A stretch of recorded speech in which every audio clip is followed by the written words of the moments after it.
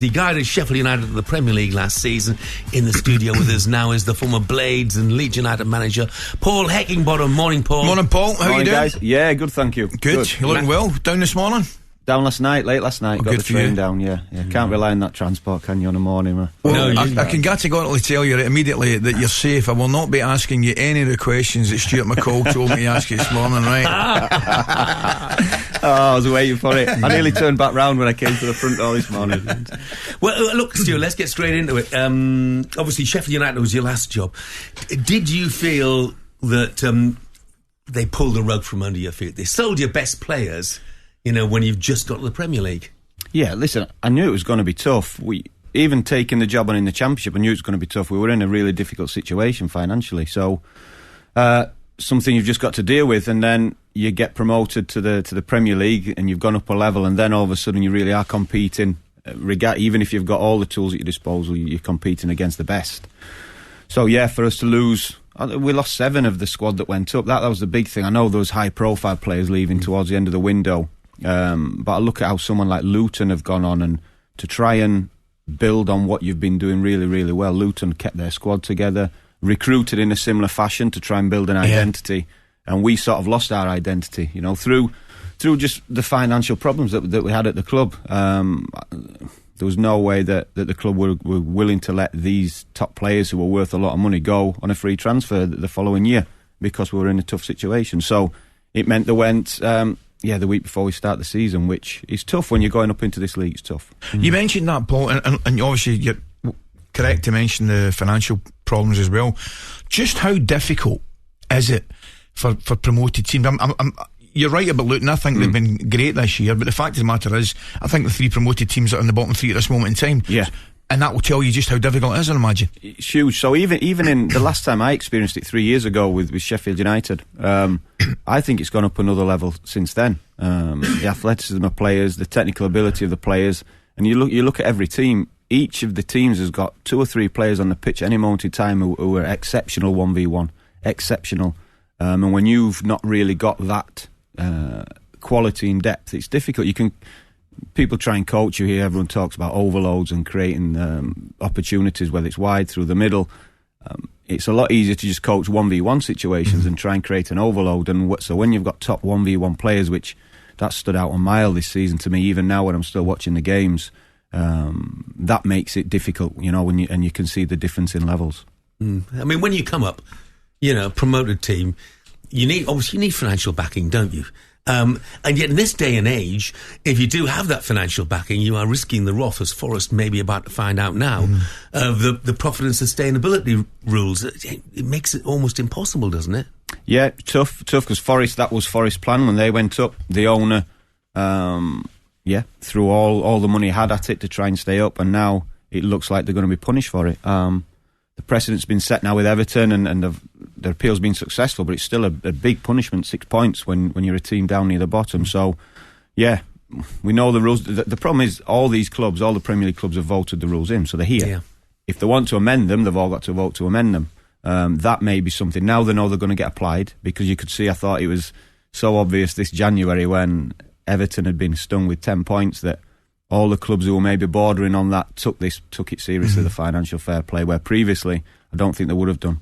So the rules are here, they're getting enforced now. There may be a case now where the Premier League clubs get together and they're voting it and changing is it 105, 110 million over 3 years? They may start tweaking that. Yeah. Which Sam Allardyce on the phone earlier, Paul, and he was talking about the importance of defending, how vital it is, particularly down at the bottom at the table. I mean, I'm at a game on Saturday night there, and I'm watching Arsenal dismantle Newcastle, right? Scored 4, and with the greatest respect, it could have been 5-6, anything you wanted. Is that the key thing, particularly for promoted sides? They've got to be absolutely solid defensively and perhaps nick a goal somewhere. Yeah, I think the other thing, when you're working on defensive aspect of things, I think you're coaching a mentality as well, aren't you? It is more aggressive when you coach. It is more an aggressive mindset, and I think that is when you know that. So I'm refer back to that Arsenal game. I thought they were superb. Could anyone have stopped them? I thought they were excellent, and it was almost, when Newcastle scored, it was almost just a little blemish on a perfect performance. So yeah, to cope with that calibre, to cope with those players, to cope with the intensity that these top teams are capable of playing at, and there's moments as well, even if you do it for 90 minutes, as we found in games, 90 minutes, the game can be lost in moments. How do Sheffield United and teams like Sheffield United get to the next stage? And by I mean the next stage, I'm talking about like a Brighton, for example. Teams like that. And I'm including Brentford, although Brentford are still very much in the situation, but they've established themselves a little bit in the league. How do Sheffield United make that next step? So I think they're good examples. Their infrastructure off the pitch, those two teams you mentioned, they're great, and they've invested a lot of money both in the recruitment, in how they develop, how they identify talent, both players, staff, everything. They've invested a lot of money, but then they've still had the little yo-yo moments, Brighton in particular. So that you've got to take a long-term view. Forest took a short-term view, as Jeff just said, and they may be punished for that. So the only way out, it's a long-term view. I think Burnley may have done it. Now, getting criticised sometimes, Vincent, for the way he's playing, and Vinny will stick to that. But do you know what? That may be their long-term view. Burnley have stuck with the manager. They've signed a lot of young talent who play this way. They may go back down, they may come back up and be even stronger for it if they've clearly identified that this is our way of playing, this is how we're going to compete. Luton have done that exactly the same way, but playing in a different style, but still recruited to play that style. That's the only way out, because you're not going to suddenly, bang, have the financial clout of those players, so you've got to do strategy. I mean, despite all of the issues, you know, if I looked at your results in the early part of the season, lost by the odd goal against Crystal Palace, lost by the odd goal against Nottingham Forest, lost to an 88th minute goal at home to Manchester City, drew against Everton, lost to 2 added time goals against Tottenham. I mean, you're always in games at the start of the season. Are you surprised at where Sheffield United find themselves now? No, and listen, I really, this is not sob story. This is just like there is factors behind that. And it's sort of what we're talking about earlier. We sold players towards the start of the season, then didn't recruit till the end of the window. So for those first few games, I saw them as opportunities to win. Palace at home, no disrespect to Palace, but you target that yet. You know, we were playing with Chris Basham and Ollie Nord as our midfield too, and we had someone make his debut for the club up top, Will Asula, 18 years old, and Benny Traore, you know, just coming from Hacken, and that was our team. And from the bench we're bringing on academy players, and that was it for the first few games. Add to that the nature and the way we lost the players, the mentality of the group, they were fragile, and that was the toughest bit. You know, you've still got to go and compete and make sure that the players believe they can compete as well. Then we signed a few good players towards the end of the window, and all of a sudden there was a lift. And the first game we played, our team, was Spurs away. The first game after the window, McAtee was in, Ollie, Cameron Archer, Gus Hamer, Vinny Souza, the players we'd signed, and we conceded 2 late goals to lose. And you imagine if that's going to, all of a sudden you put a team out that you can play and compete with, and we played really, really well.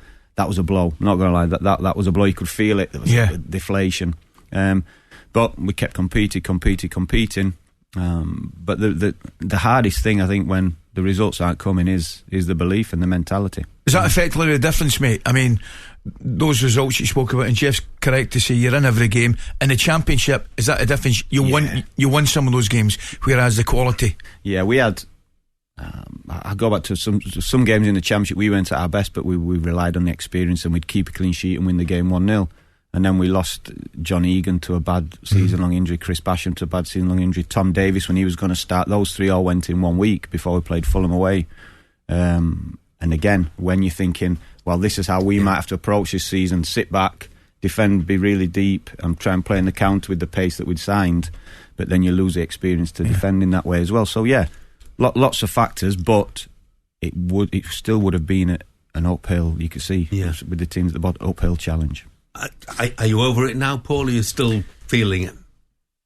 No, I'm over it. You feel it because you want to reflect on it. Do you know what I mean? It's so those moments, like I spoke about, how you do the recruitment, how you try and convince the ownership, how the planning and the strategy is big. Because ultimately, I think once you get in your head as a manager that you're going to be held accountable, you can't lose sleep over when you get sacked or not, but you've got to just try and influence and give yourself the best chance, you know, to stay in the job, to succeed and to win games and get promotions. And I think that's the way you've got to look at it. Not be scared of getting a sack. It's about how many good things can you achieve in a short space of time. Yeah. Text come in there, said, we need Paul at Stoke City. We're in real trouble now. Coming up, we'll discuss whether one of Paul's former players, Calvin Phillips, can turn things round in time for the Euro squad announcement. That's next.